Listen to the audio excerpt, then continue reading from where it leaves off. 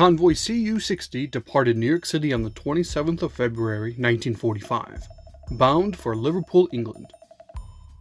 As one of 10 escort vessels for the 25 merchant ship large convoy, USS Slater DE-766 set a special sea detail at 0630 and got underway with a pilot aboard to assist, Lieutenant Commander Gridley of the United States Coast Guard. After he departed the ship 2 hours later, Slater came alongside one of her escortees, the Druis Bluff, a liquid gas tanker, to pass some mail. Once this was completed, the duo waited for the rest of the convoy to form up. As this was going on, it was learned that hours earlier, Signalman 3rd Class Stone had fallen down the ladder to the mess deck, resulting in multiple scalp lacerations. The monotony of sea life continued on the 28th.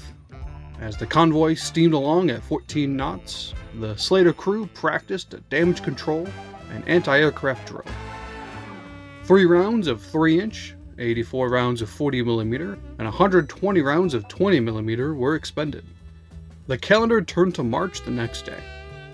The calm seas of the previous day disappeared on the 1st.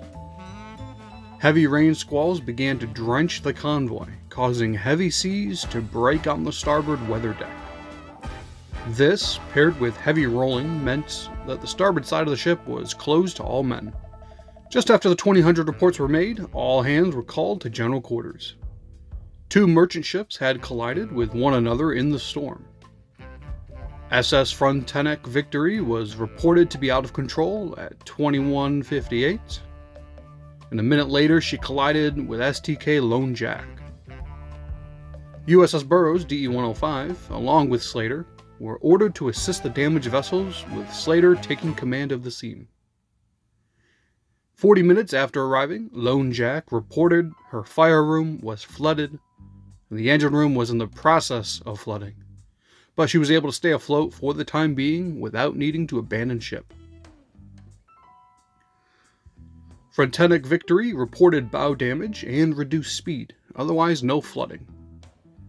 Burroughs stood by Frontenac Victory as Slater maneuvered in close vicinity, awaiting orders from the CTG aboard USS Somers DD-381. Damage control efforts aboard Lone Jack were successful the next morning. Burroughs was ordered to remain with the damaged ships, and Slater rejoined the convoy at full speed, while securing from general quarters. The heavy seas, which were now breaking over the ship, caused some damage. The Mark 11 ready service box for the Hedgehogs had been ripped off its mount and was in danger of going overboard. The deck force were able to lash it down along with the forward floater net on the starboard side. Other damage included a broken jack staff stay and a bent gun shield on the forward 3-inch. The extremely heavy seas and wind didn't let up as Slater rejoined the convoy. As she rounded up the merchant vessels straggling behind, the port side impulse charge box for the depth charges was torn loose and lost over the side.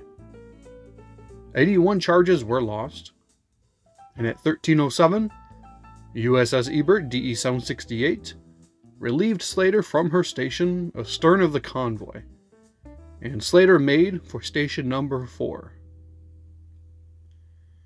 10 minutes later, man overboard.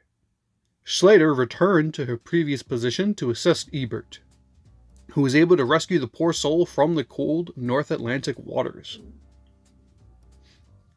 Later that evening, the Mark 11 ready service box that had been damaged earlier in the day was jettisoned overboard along with its contents of 21 Hedgehogs. This is standard procedure. If ammunition falls on the deck, it must be disposed of.